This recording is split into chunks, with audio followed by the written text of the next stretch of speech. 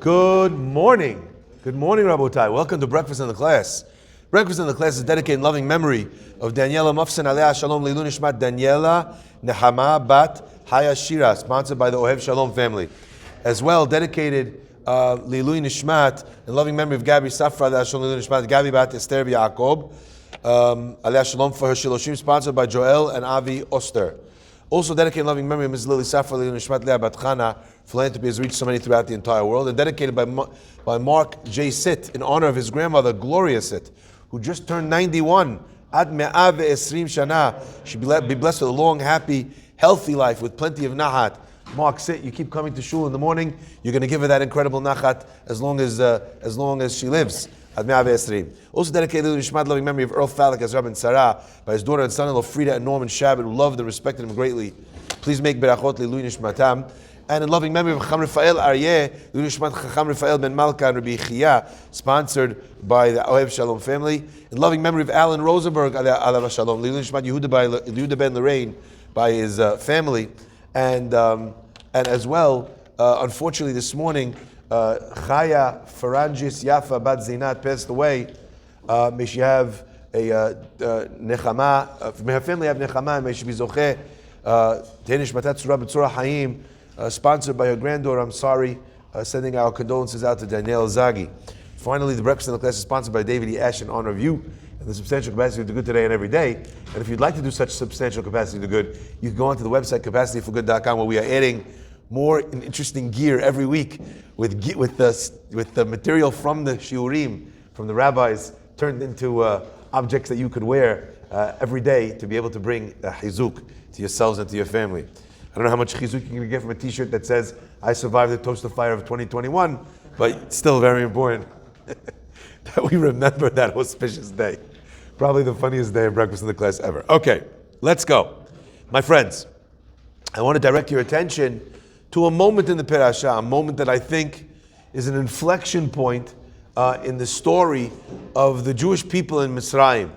And it serves as an incredible lesson for all of us as well, to notice and to pay attention to moments like this that happen in our lives.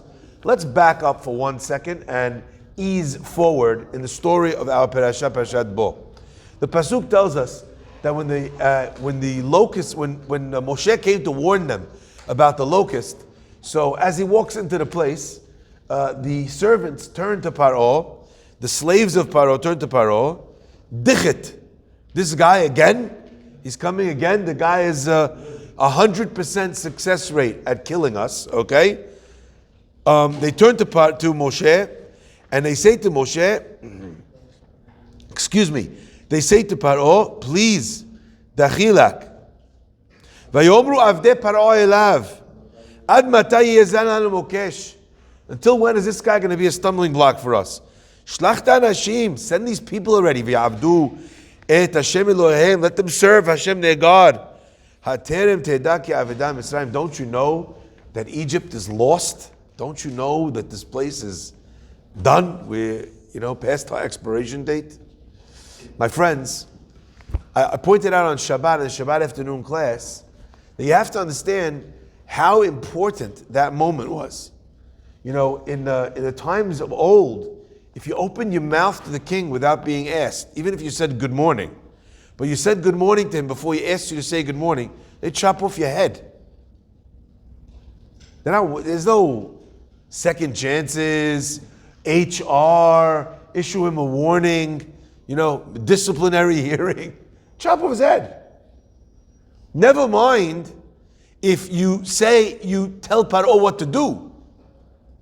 Never mind if you're not the second in command telling Paro what to do, you're the janitor. Never mind if you're a slave. The slaves of Paro turned to him and they said, until when is this guy going to be a Mokesh? Don't you know Egypt is lost? Let him do what he wants. Death penalty. My friends, this moment is a moment where you're seeing that, of course, the servants of Paro are very frightened of Paro. They're just more frightened of Moshe and God. Because while Paro has the power to chop off the head, this guy Moshe and his God that he reps with his big old stick, this guy does whatever he wants with nature. It's this sorcery that I've never seen before. Can do anything. So they're very, very, very afraid. They're so afraid they speak that way to Paro. In the end, Paro says, you know something, you guys are right. Let's have a conversation. He has a conversation. Who wants to go? Moshe tells him, what do you mean? We're all going. He says, no. To serve God, all you need is the men. Right? What are you, Ezrat Nashim you have now? You have a teen minyan? Chalas. The kids, the ladies, they're staying here. What Rabbi Farhi's ladies class? No, they're all staying here. Right? In that conversation, Moshe says, okay, that's how you want it, we'll see you later. The Makav Arbeh comes. What's interesting, my friends, is you have Arbeh and then you have Choshech. Choshech happens without a conversation with Paro. Because in each case, the third Makkah happens with no warning. So Dam Tzefardea, warning to Paro. Dam Tzefardea, Kinim happens with no warning. Hashem says to Moshe, go out, do this thing. Arov Dever, Shechin. Arov Dever with the warning, Shechin, no warning. Barad, Arbe, Choshech happens, no warning. My friends, after all that's happened, after the people are afraid, after Paro's already negotiating, who's going to go, how they're going to go, after the story of Choshech, after, not before, Paro comes to Moshe and he says, look, this is crazy, okay? You guys want to go? Fadal, go. But I'm going to ask you to keep one thing behind. What am I going to ask you? Let me show you the pasuk. The pasuk says, "Vayikra Paro el Moshe vayomer lechu ivdu et Hashem rak tzonechem ubkarchem yutzag gam tapechem yelech imchem." You want the kids? Take the kids. You want the ladies? Take the ladies. But leave the animals. Moshe says, you're sketching. We have to go bring korbanot. Not only are we going to bring our animals, gam ata titen biyadenu zevachim ve'olot v'asin l'Hashem Eloheinu. You're going to give us animals. Gam miknenu yelech imanu. Our sheep will go with us. Lo tishaer parsa. We're not going to leave behind a single thing. Ki mimenu nikach la'avod et Hashem Eloheinu. We're going to take from that to serve Hashem our God. Now listen to these words. Ve'anachnu lo neda. We do not know. Ma na'avod et Hashem ad moenu shama. We don't know what we're going to need to serve God until we get there. Paro hears this. He goes crazy. You're going to leave? You're going to take everything? You're telling me that we're going to give you stuff also? Get out. And if you dare to see me again, you're going to pay for it with your life. He chases Paro from Moshe out for the first time and tells him if he comes to see him again, the day you see me, you come have an audience with me again, is the day you die. Moshe says, you're absolutely right. I'm not going to come for any more audiences. And he gives him the prophecy on the spot about Makat Bechorot, about how at 12 o'clock every Bechor, from every person and every Egyptian in the land, every firstborn animal is going to die at exactly midnight. Vayifin, vayelech min Paro, he says, you're going to come beg me to leave. I'm not having any more audiences with you. That's the story, and that's how it goes. My friends, I was struck by something. Here we have, at the end of Arbeh, a realization that is very strong. It's so strong, the realization, that what's happening here is going down, that the slaves of Paro come to Paro and they tell it to him to his face. Are you with me? That clearly made an impact on Paro. I want you to imagine for a minute, you're at your place of work. Now there's a guy in your workplace. The guy is always positive. He's always saying, nah, it's going to be fine, you're overreacting, we don't need to do this, we don't need to do that, it's going to be okay, we'll just bring in a couple more workers, we'll just make an investment, the guy is always calm, nothing bothers him. You come into a meeting, and this guy, wild eyes, fire sale, to sell the company, there's no chance, that guy, you take him seriously, right? You know why? The guy who always thinks there's a problem, when he tells you it's a problem, what do you say? Hazaku Baruch, it's Tuesday. This guy always says that. But the person that never opens their mouth, when they speak, you listen.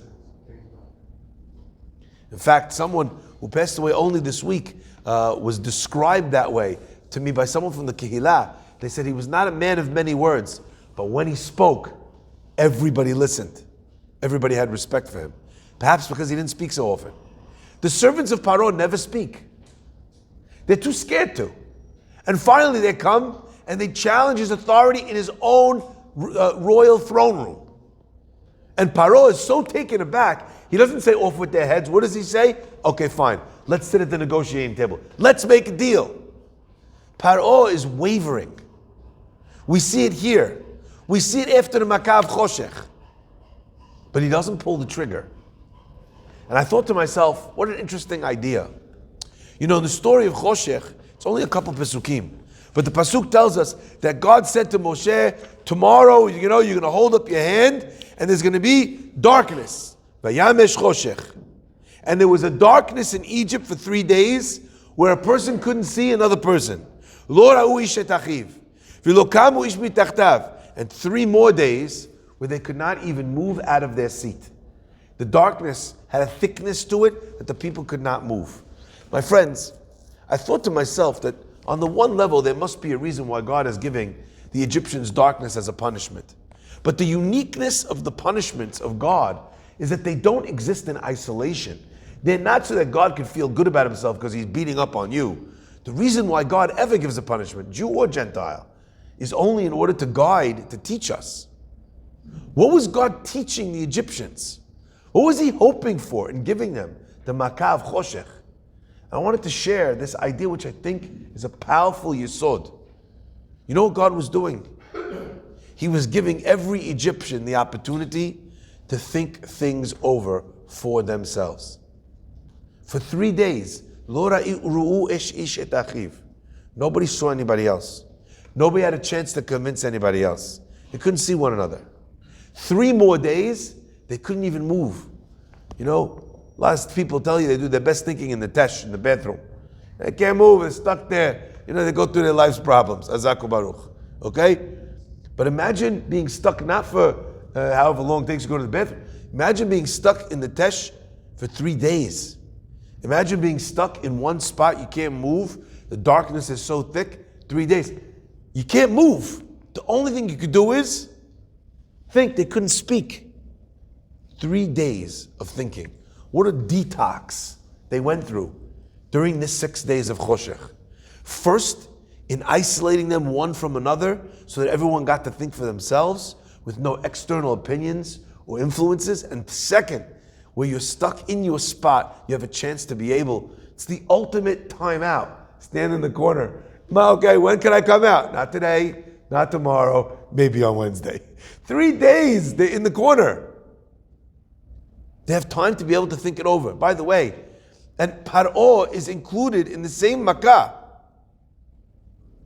Paro comes out, he says, all the people can go, but leave me the animals.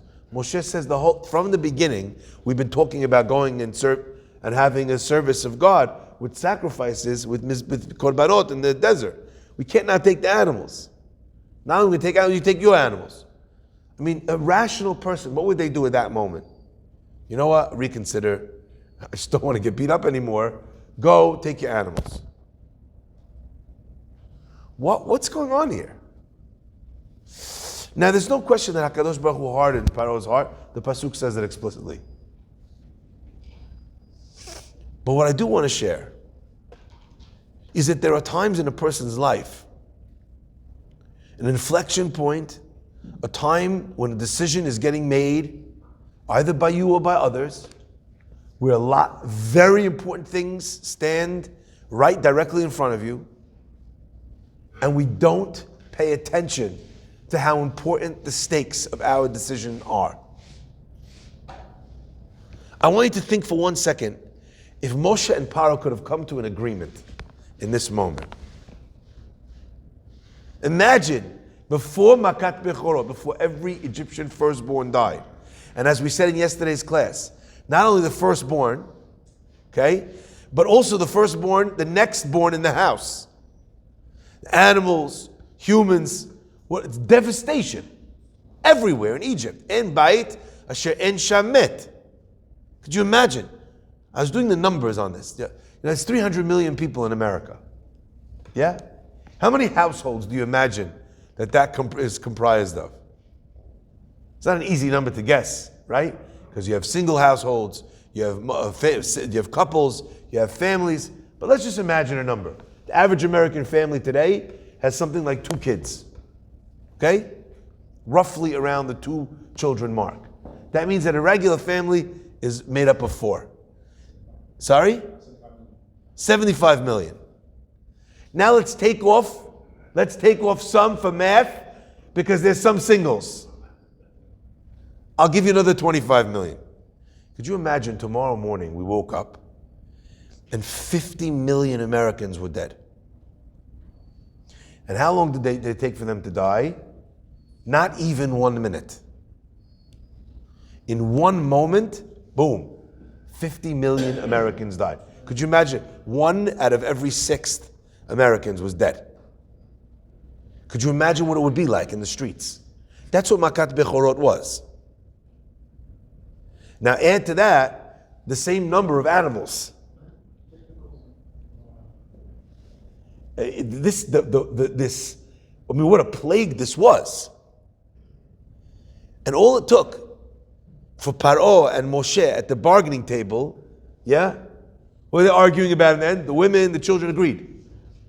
Then he said, but leave your animals. Moshe said, there are animals, we're going to take the animals. All it took was for Paro to say, okay.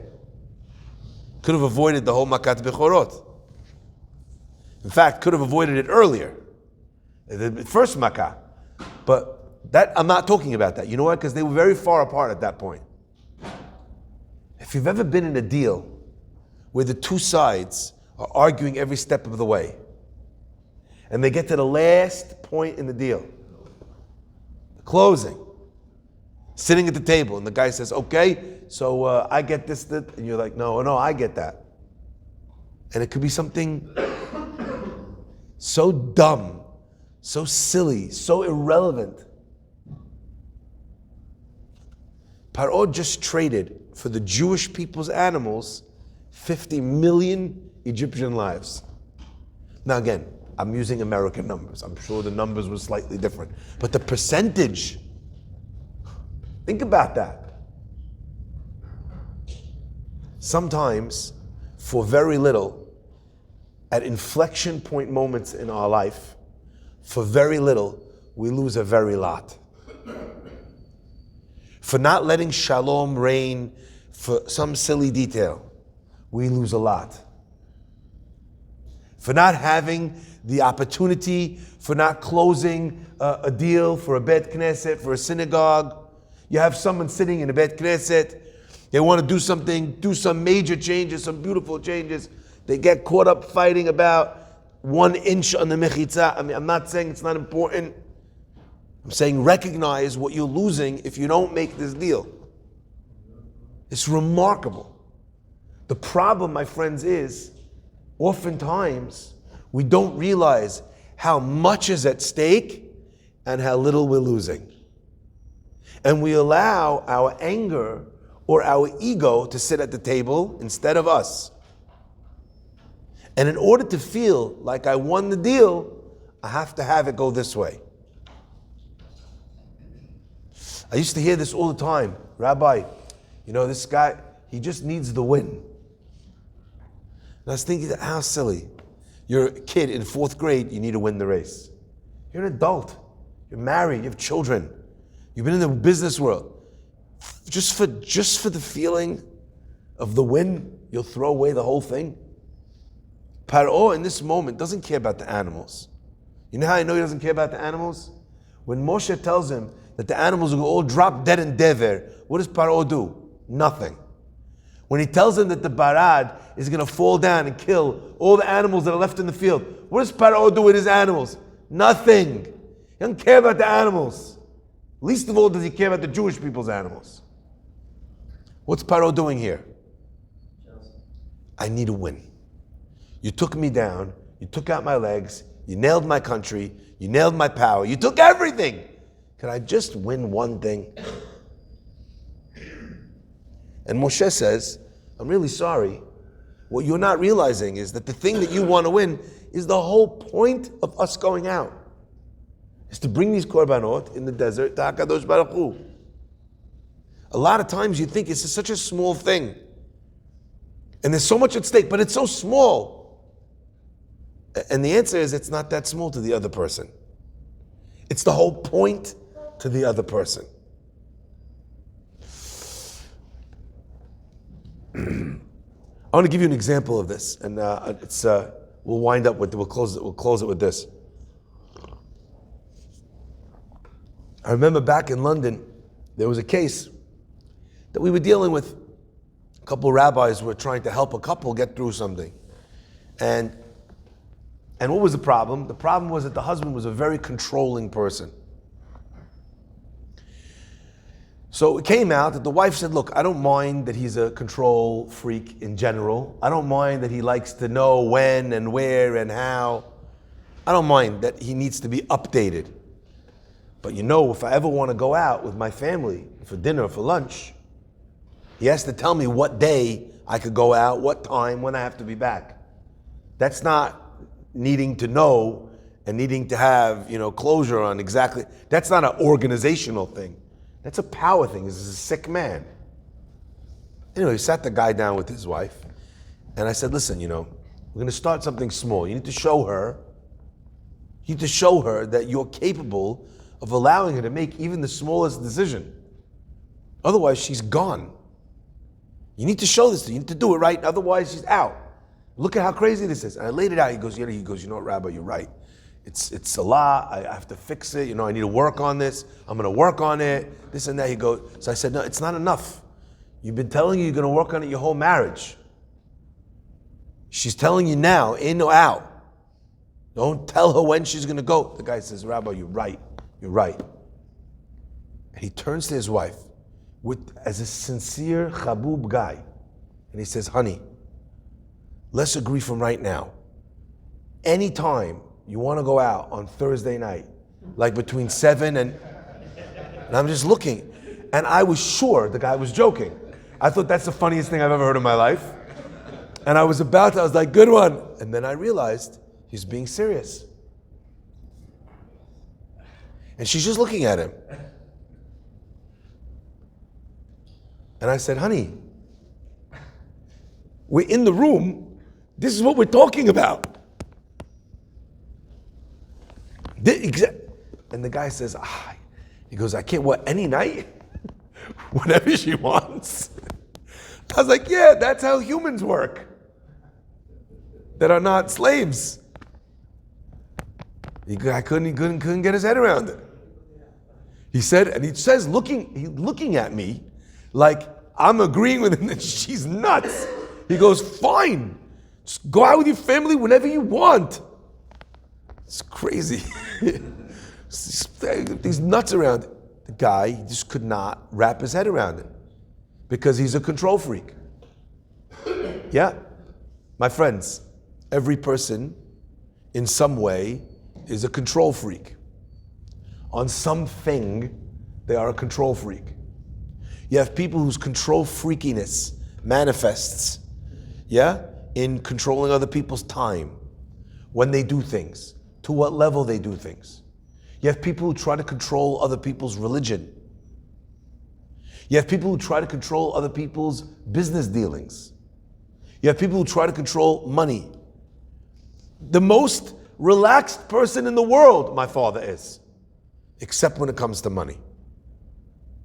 If I spend something, if I go to the store, it's more than a coffee, I get a message. Do you think I'm made out of money? Guy has every kid, every wife, every kid, every credit card, instantaneous responses. That's a man whose sickness lies in the area of money.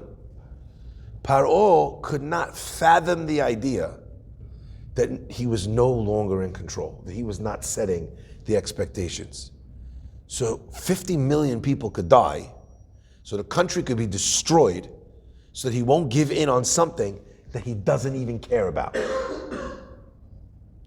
Such is the nature of people's desire for control, for power, for ego. So Rabotai, when the stakes are not that high and you're not that perfect, no problem. But when everything's on the table, when your marriage is on the table, when your relationship with your child or your parent is on the table, you're right there, you push them to the red line. They can't handle no more. Your boss, etc. Figure out how to not have something unimportant ruin one of the most important things in your life. Baruch Adonai Le'olam.